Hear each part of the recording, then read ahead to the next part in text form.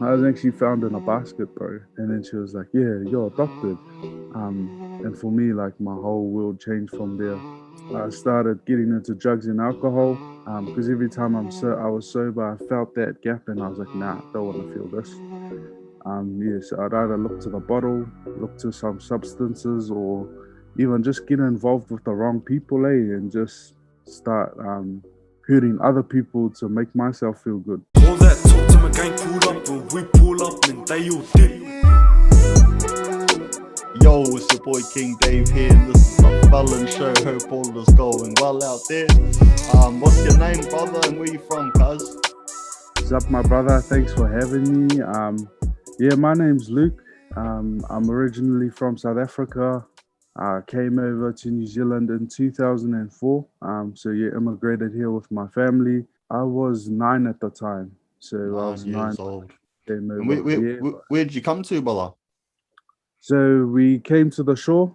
And yeah, we were here from the start, and then I ended up in South Auckland somehow, hanging out with the wrong people. But we'll Yeah, get into that part soon. But yeah, yeah, no, we came to the shore, and I didn't realize there was this stereotype of people on the shore being rich. Because bro, we were far from rich, man. It was a struggle for us, bro.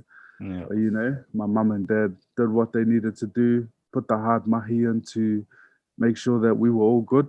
Um, for us to be where we are today, bro. Yep, yep. So these guys came to the shore. I'm a bit of a shore boy here myself, man. I've lived here in Yeah, Beach Haven for a bit now, man. So it ain't all yeah. rich out in the shore, man, for sure. Yeah, no. All right, man. So the brother Luke here, originally from South Africa, currently he's actually a youth worker. So he's in alternative education out in Snails Beach. There, a group called Springboard. So they're doing a lot, man. They're working with the youth, man. Like I said, alternative education, man. School's not really for everyone, unfortunately. So yeah, man, they're sort of trying to yeah, man, guide these youths out there into something else, man, trying to get them off the streets and caught up in that trap.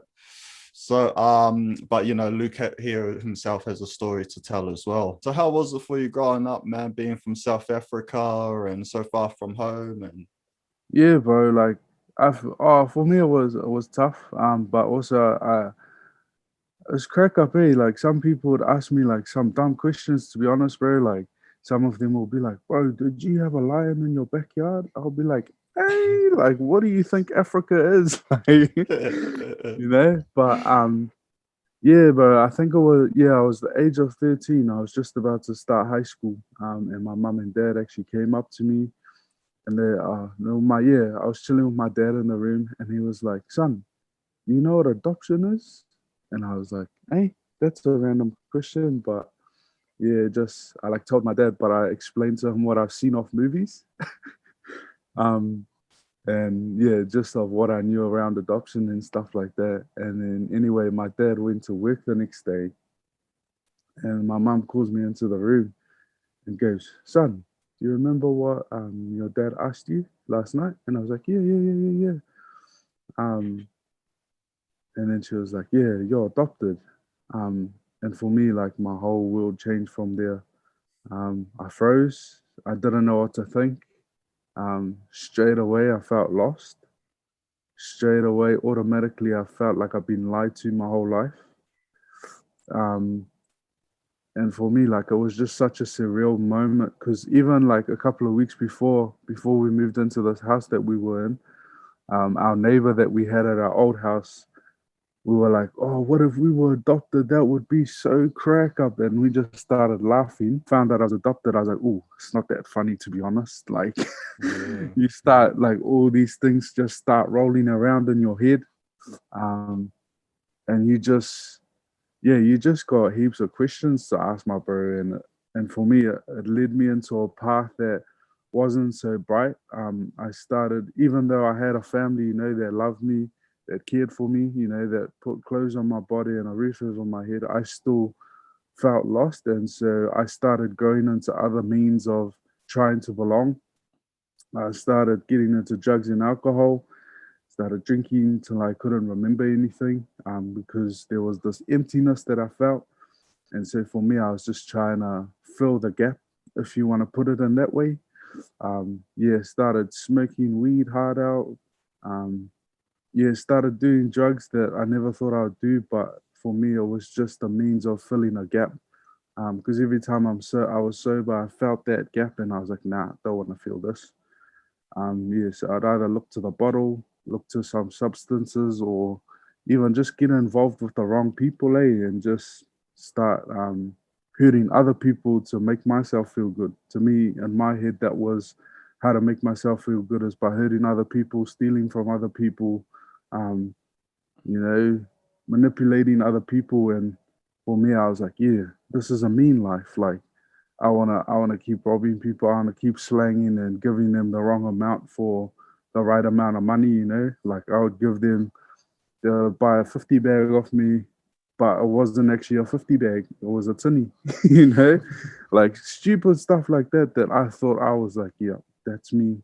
This is my life. I'm on the right track. Hurting other people is how to live my life. Like that must have been tough on you, man. I mean, I couldn't, I haven't had that experience, with the whole adoption thing. I mean, so yeah, I just couldn't imagine. Yeah, at the time, it actually made me angry. I got to the point where I actually hated people, bro. And it's hard to believe now. You know me, bro, and you know how much I am for people. But people say to me like, "You hated people." Like I can't believe that. And I was like, "Yeah, I hated people because that made me think like the world was against me." I was like, if my real parents don't even want me or don't even care enough about me, um, to be able to want to keep me, like, what's the point? You know? And for me, I'm like, if they don't care, why should I care? So I'll just do whatever I want. I even got to the point where I was like, I don't even care if I die tomorrow. Like, no one's gonna miss me. I don't care. Like, no one's gonna notice that I'm gone. And I think the thing that got me was I was actually found in a basket, bro. Um, and some old lady found me, and it was actually so my parents that I have now, my mum, it was one of her friends, and so technically I was meant to be raised by my nana, um, but my mum and dad were wanting to have a son for ages, and so they found out about me and came to come hang out with me for the day, and then after that they rang the social workers up and was like, "Yep, we want him, we want to adopt him." And they made it happen. But again, I didn't see that blessing that was there in itself. All I saw was the world's against me. My real parents didn't even want me. So what's the point? I'm just gonna do anything I can to harm people or harm myself. Man, I sort of can relate though, you know what I mean? Yeah, In the terms of, being such a lost teenager, sort of, because, me myself, I came from a good family as well, yeah, but yeah, you sort of forget about the blessings that you have when you turn to alcohol and drugs, man, to sort of, fill that hole that you feel inside and you never want to be sober. So I can definitely relate to that. yeah, bro. Um, so where did that sort of go for you from there, man, being a teenager and finding out about all of that? So I was on and off for school. Like I would lie to my parents and tell them I was going on camp, but really I was staying at one of the boys' houses out south. Just so I can slang and stuff with their crew, because I got money from my parents, but in my head I was like, nah, it's not enough. And so for me, I was like, I started getting money hungry as well. I was still going to school, but to be honest with you, I was at school to have my lunch and play sports with the boys. That's what got me through high school, and also it was another opportunity to slang at school.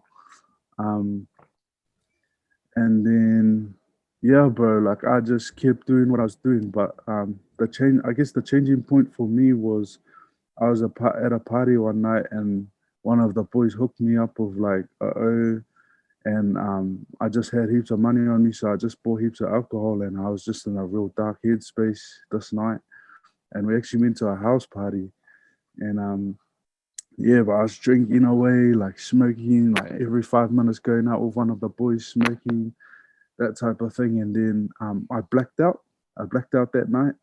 And then one of the boys that I was at high school with, actually, He found me blacked out, and he took me home to stay at his place. And when I woke up the next day, like, cause his mum was like another mum to me, she always treated me like one of her own. I was pretty much part of the furniture in their home. He was gone to work the next day, and I woke up and she seen me on the bed, and she comes over and starts slapping me, like just starts hitting me, eh? And she's like, "Why the f did you do this to me? Like, what are you up to? Like, where have you been? We actually love you and miss you. Like, what's going on?" And she just went off, and it was in that moment that I realized that people actually cared about me. Um, and for me, I was like, oh, like there was like this light bulb. It's like one of those light bulb moments. I was like, oh, like what am I up to? Why am I being so selfish? You know. But then for me, I was like, what's the point? Again, I went back to the mindset of like, what's the point? And then it was actually one of my boys. He gave me the biggest hiding of my life. Like, because I was so out of it as well. It was another night we were at a party, and I was just being a dick, bro. I was just being a dick the whole night. And bro, one of the boys gave me the meanest hiding, bro. Like he smashed me, G. I was like swollen up and stuff. And that's when I realized I was like, nah, these people actually care. Like they do what they do because they care. Um, and he actually worked alongside me, bro, to like go to rehab. I started seeing a counselor as well, just to talk about what I was going through and stuff like that.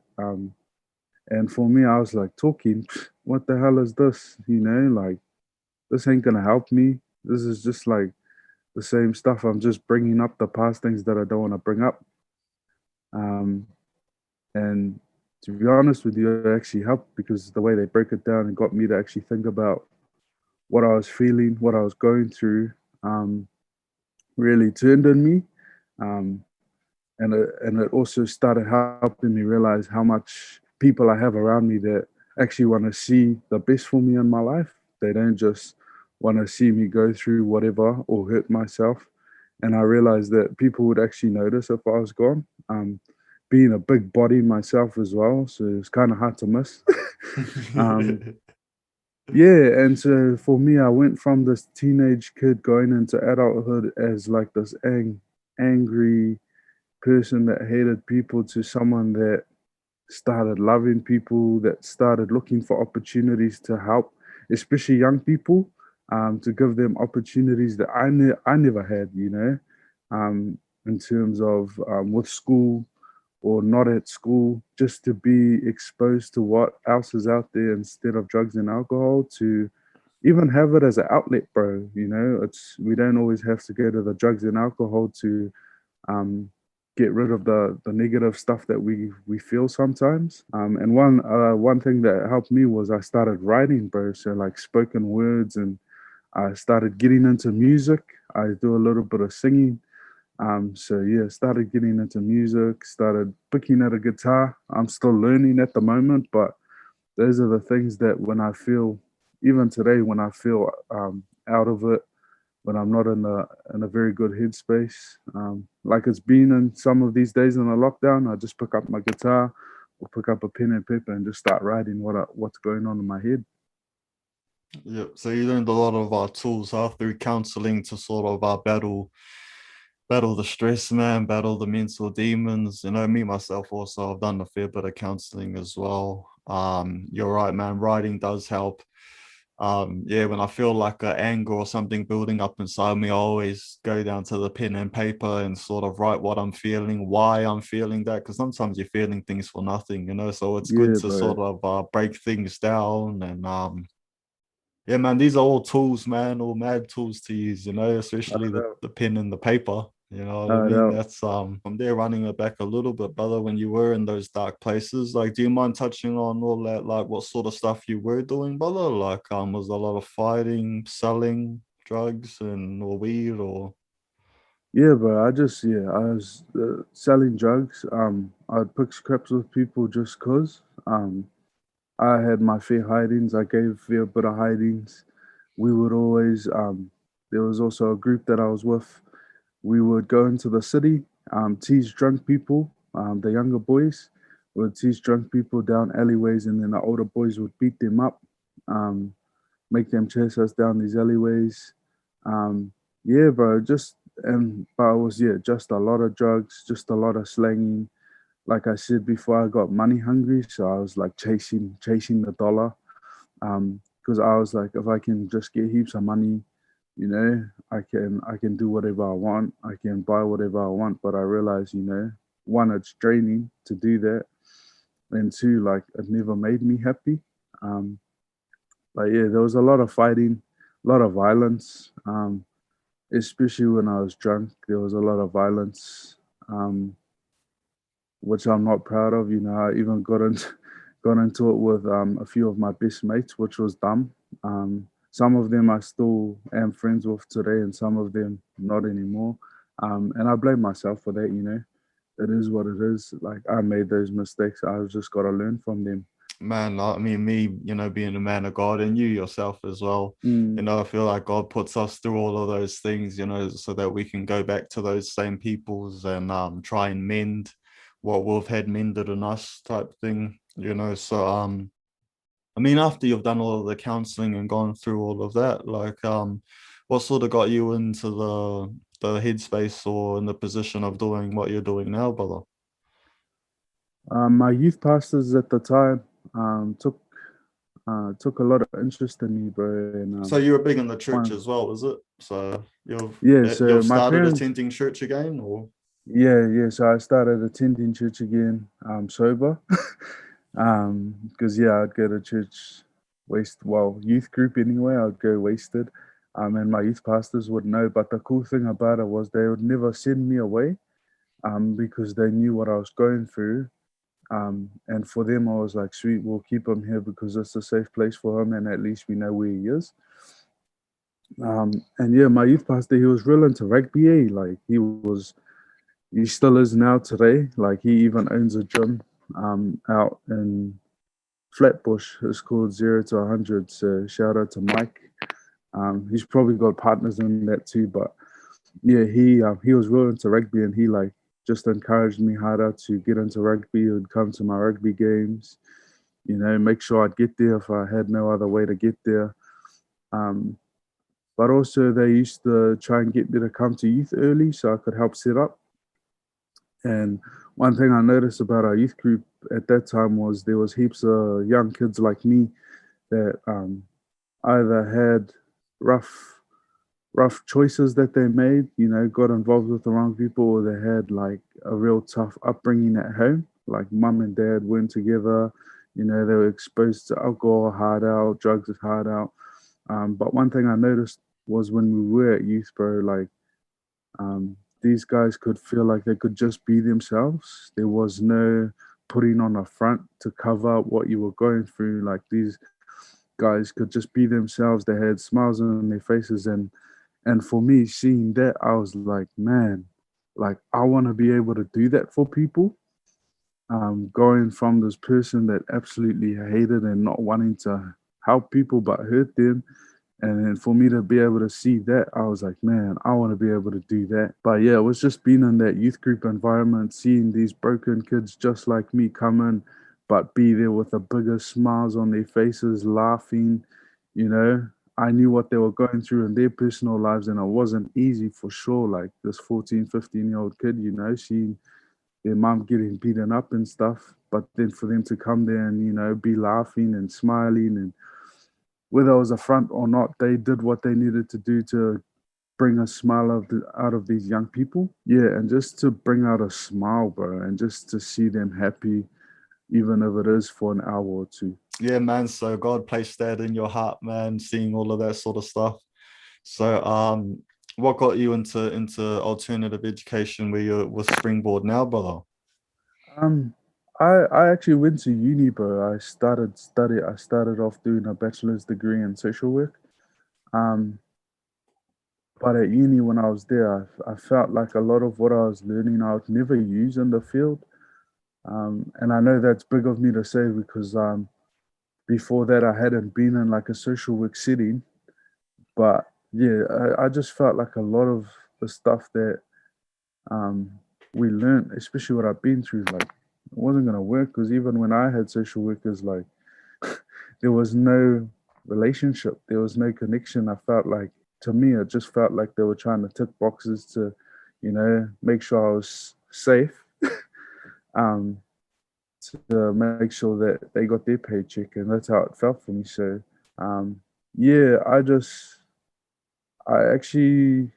dropped out of uni, because I'm also not a person that can study. I'm very much a practical learner. And then, but I actually got into before and after school care, and I started doing teacher aid at primary schools. And for me, that was a good starting point to, because you got to get them young, you got to get them early. And for me, it actually shocked me on how many primary school kids are up to no good, like with the technology and stuff that have come out, and being exposed to technology. One of the kids that I was teacher aiding, like I found out that he was like watching pornography, and that's why his phone kept getting taken off him. Just they get into silly stuff on YouTube and stuff, that like there was this video, I don't know if you remember, it was like Momo or whatever, that ugly ass face that was singing a suicide song to get kids to kill themselves. As a teacher, that was like the thing at the time, and all the kids would talk about it and stuff.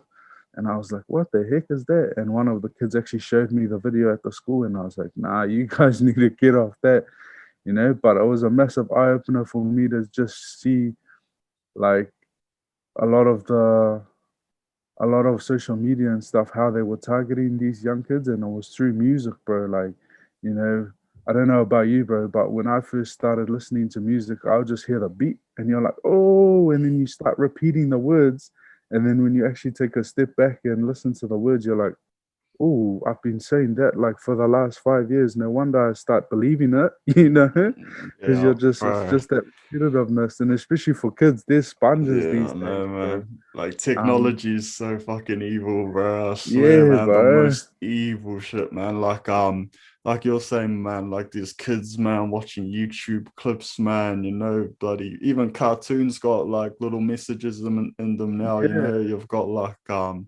pornography, man, that's the worst shit that a kid could ever watch, man, is that sort of I crap. know. Even music, man, like when I think back when I was in primary, the rap lyrics that I used to rap, Tupac, Yeah, and I used to rap all of those line for line and that, and it's just like, fuck, it's no good, brother. yeah. But yeah, I noticed when I started moving towards alternative education, because we would allow our students to listen to music. And a lot of the music that they listened to was actually things that they were carrying out in their lives. Well, they were pursuing in a sense, because it was a lot of that pussy money weed songs, those types of things. And a lot of them, the way they spoke to each other, you could hear in their heads like that's how they wanted to live their lives, try and get as many girls as they could, try to get money so that they could pop bottles, that type of thing. That was massive for me, because I was like, man, I was a teenager, like you said before, bro, rapping these songs, like thinking I was cool as, but really I was just mixing up my mind, really, on what reality is. Yeah, no, 100%, brother. Yeah, brother. So again, music, hey, like, man, to be honest, nowadays, brother, I don't even listen to rap music and that Yeah. anymore. Bro, I'm like my mum, bro. I'm listening to like gospel music and all of that, bro. I got my hands in the air. But Bro, I'm straight up, because listening. man, you can't listen to that stuff, man. I swear, Yeah, because then you end up repeating it over and over in your head, and you're just like telling yourself these things, and then it comes out in the way that you converse with people. yeah, bro. That's why I just flood my mind with the good stuff, but like with Yeah, the because yeah, just the lyrics, man. Because man, when you look at a lot of these rappers, man, that they're rapping about, they're not even living the stuff that they're rapping about. You know what I yeah, mean? They're bro. rapping about killing people and doing all of that, and they haven't even done any of that sort of stuff, Yeah. So it's like, yeah, Like the song that was out at the time was like, "Push me to the edge, all my friends are dead." And like for me, I'm like, damn, we're New Zealand, we've got the highest teen suicide rates in the world, bro. And we're one of the most beautiful countries. We have so much opportunity in New Zealand, but yet we're so high in the world. And I'm like, man, you guys are singing these lyrics real and not even realizing what you're doing to your own mind, you know. And so for me, that hit me hard, and that also became my drive when I was like, I want to see those numbers come down. And that's one of the things that push me as hard as I do, because there's some days where you just want to give up, bro. Because your kids are telling you to get effed, your kids are telling you where to stick it, and it's like, bro, all I'm trying to do is walk alongside you to see you have the best life and to see you live at your full potential. Yeah, no, 100%, man. It's crazy here in New Zealand, man. Like coming back from Australia, like it's an eye opener, man. Coming back here because, like you said, man, it's a beautiful country. You know, you go out to the Mm, countryside, man. There's so much cool stuff out here, but it's just, man, like a lot of New Zealanders don't even realize the crime rate here. You know what I mean? And yeah, the struggle that a lot of people are going through here. You know, a lot of New Zealanders don't even realize because it's just yeah. so pushed to the side. You know, it's just completely forgotten about. Um, Well, it's almost like a shame thing, eh? Like yeah, they don't want to admit what we're actually struggling with, you know, because New Zealand's meant to be this, you know, this green country that nothing happens in, you know, it's just perfect, you know, but it's just like some people just need to wake up to the reality of what's actually going on around us. yeah, no, exactly right, brother. So, and the more people that realize and can put in, the less the drama will be, you know what I mean? Like, if everyone can put in and sort of wake up to this sort of stuff. Mm. So with Springboard now, man, where you're working with currently, like, what sort of things do you guys do, man, and offer, and also what sort of people are you dealing with, bro? Where from, you know, where most of these kids coming from? So yeah, but with Springboard, we offer youth services. So we've, as you guys know, alternative education. We've also got a program called NEAT, which is Navigating Educational Employment Training. And that's 16 to 18-year-olds that are wanting to get into employment, um, wanting to learn how to put a CV together, really get their lives on track to get into some sort of employment. We've also got a license course that we're funded to do for our young people for free. So that's 16 again. We've also got a boxing academy where our young people can come. We've got junior classes, senior classes, we've got males and females. Um, and yeah, we've got mentoring services as well, one-on-one mentoring. We've got a social worker that's on campus that works with families. We've got parents, so young mums. We've got a young mums program. We work with kids from Warkworth, Snails Beach, Matakana, Wellsford, up to Tiana. So up north, the Northland Ways. And alternative education, which I'm a part of, it's run under Ministry of Education, and we try and do as little as what school does. So we try and be the opposite to what mainstream is.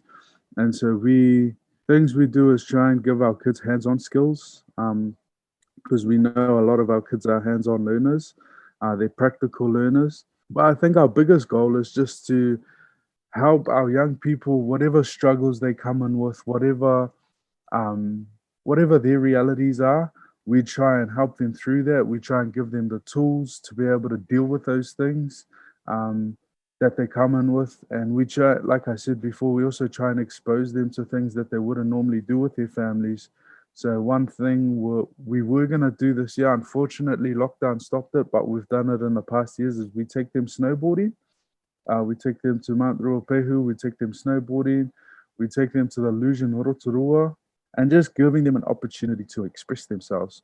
Like we said before, whether it's through writing, whether it's through rapping, whether it's through sports, whether it's through going to the wood yard and packing wood bags, whether it's learning how to use the drops, or whether it's learning how to make a coffee table. And yeah, we do a lot of fundraising with them as well, so that they can, to show them like you don't get everything in life that you want off on a platter. You've got to work for it as well. Far out, man. That's awesome, brother. Straight up, man. Like, yeah, but you know how we originally met was through one of the other boys. And you know, when I Yeah, heard about bro. what you do, man, I was touched, bro. Straight up, man. Like, Appreciate it.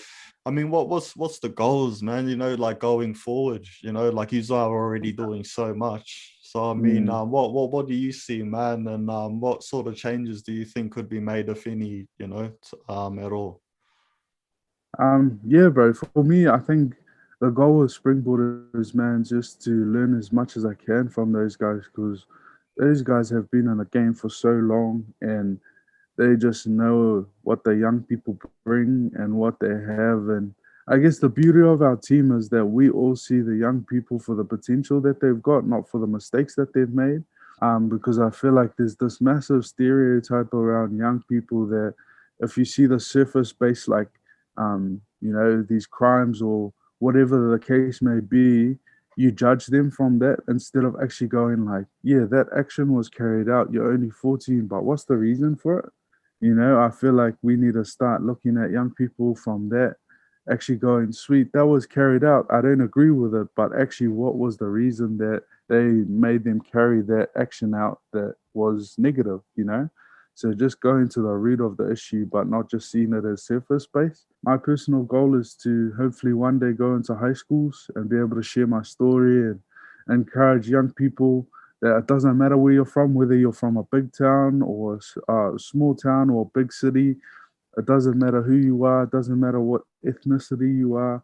Like if you put your mind to something, like go for it. Don't let anyone stop you because it can be done. It's just how hard are you willing to work? You can make it happen. It's possible. Anything's possible. Yeah, brother. Anything is possible, all right, man. I mean, if me and you are sitting here talking about this stuff, man, 100%. You know, a Yeah, lot of bro. people pray for, life to be easier and all of that, but really they should be praying for the strength to persevere, Yeah, because life that's it. doesn't get easier. You know what I mean? Even Hard out. money and all of that, people live in mansions and are still depressed. You know Yeah, what I bro. mean? So things don't get easier, man. You just got to learn how to strive through making sacrifices as well, man, separating what you want from what you actually need. Yes. It's just because I talk to a lot of people, man, try and help them out of situations, try to help them out of ruts and that. Yeah. And it's always that always they always equate happiness to possessions a lot of the time. If I Yeah. have this, if I have this, then things will be better. And it's like, man, Yeah. you're gonna have those things, but you're gonna still be the same person. That's it. It's like some people want families and that, and they think, oh yeah, if I had a family, I'll be better. And it's like, man, you'd have a family, but you'd still be the same person, man. So that's not fair to your Exactly. family. That's not fair to Exactly. your wife. You know what I mean? If you want a wife, but you're gonna be the same, that's not fair to them. That's it, bro. So it's again pen and paper, eh, brother? Getting Yeah, back to that pen and that's it. paper, That's mate. where it all starts, bro. That's where greatness Uh, starts. You write those ideas down, have it yeah. in front of you, look at it every day, and be like, how can I make that happen? Yeah, because you gotta know yourself in this world, man. You can't That's know it. anything else if you don't sit down and know yourself, and Hard out. that's what alcohol does. That's what Mm, drugs do. It helps you not know yourself, you know what I mean? And it eases the burden of not knowing yourself. But you gotta know yourself, man, first of that's it. all, before anything else. Going back a little bit, man. So, like, what are some of not specifics on names or anything, but what sort of children are you dealing with? So a lot of young people we come across, they from broken homes. Mom or dad or both have drug addictions or alcohol addictions. We have some kids that come from families that, again, mom's not in the picture or dad's not in the picture. They're still craving those relationships, but they can't understand why it's been held back from them. Um, we also have young people that struggle with anxiety, struggle with anger. Um, yeah, just young people that are trying to figure out where they belong, really. I think that's the biggest thing is just trying to find a place where they belong. And even a lot of our young people look to the gangs because they've been exposed to that at a young age. So, um, yeah, a few of them actually start looking to the gangs to um, give them that place to belong. Because yeah, it's just their way of seeking really. And yeah, I think if you look at the biggest thing, we also have some parents. some kids that their parents work too much, and so they don't get their parents' attention. So these kids will. Some parents think that to love your kids is to give them money or that sort of thing, and then the young person will use that to get in trouble just to get attention from their parents. It all comes down to time, really, you know. So, Because if you don't raise your kids in that, then I guess they're going to be raised by the TV pretty much, and you don't want that. yeah, You know what I mean? Like, because that's pretty much what happened to me. You know, my mum worked all the time, you know, cleaning, and when I was young, and it was just on the TV all day, you know, just watching movies and watching yeah, all of that crap. You know, so yeah, man, you know, in this world, if you don't program yourself or your kids, then someone's gonna program them for you, you know. yeah. So That's it. all right, man. Well, fuck, Luke, brother. Much love, man. Thanks for sharing your story, brother, and sharing what you're doing now. Anytime. Big ups to Springboard, man. I appreciate it. If anyone was watching and wanted to sort of get at you, sort of just be like, yeah. Yeah, so you can find us on we've got a website, so springboard.org.nz. And on our website we'll have all the details on how to get to the different services. If you want to know a bit about the staff members, there's also a section that you can go into there that talks a bit about what we've been through in our lives and talks about our goals that we see for our young people. Yeah, and it has everything that you need on our website. So yeah, that's springboard.org.nz. If you want to be technical about it or proper, springboard.org.nz. But yeah, that's us. And yeah, all the information you need about our organization, the vision of our organization from our founder, is all on the website. That comes up, our values, and what we believe around integrity, around purpose. And there will also be contact details of who to contact if you want to know more. All right, man. Springboard.co.nz or .org.nz. Yeah, .org.nz. All right, man. Well, again, man, thank you so much for jumping on, Luke. We'll stay in contact, brother. I'll get you to hold the pads for me. Take us through a couple rounds. He's a bit of a coach Luke. All right, man. Well, man, have a good day, brother. God bless, and we'll talk soon, brother. Sounds good, bro. You too, brother. Take care.